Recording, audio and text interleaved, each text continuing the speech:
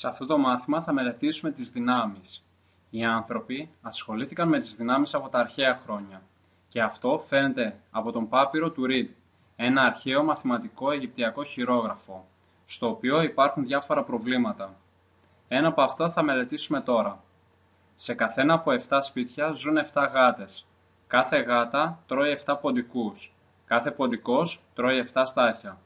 Από κάθε στάχη μπορούμε να γεμίσουμε 7 δοχεία σιτάρι. Πόσα είναι όλα τα δοχεία? Για να λύσουμε αυτό το πρόβλημα θα κάνουμε πολλαπλασιασμό. Θα πολλαπλασιάσουμε τα σπίτια με τις γάτες, τους ποντικούς, τα στάχια και τα δοχεία σιτάρι.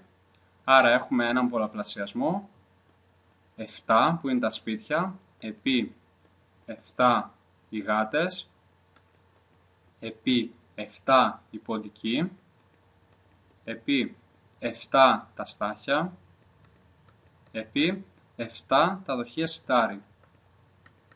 Αυτός ο πολλαπλασιασμός μας δίνει σαν αποτέλεσμα 16.807.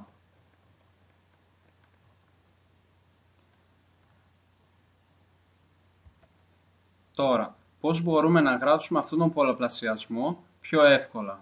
Βλέπουμε ότι πήραμε τον αριθμό 7 και τον πολλαπλασιάσαμε τον εαυτό του 5 φορές. Αυτό μπορούμε να το γράψουμε ως δύναμη 7 στην πέμπτη.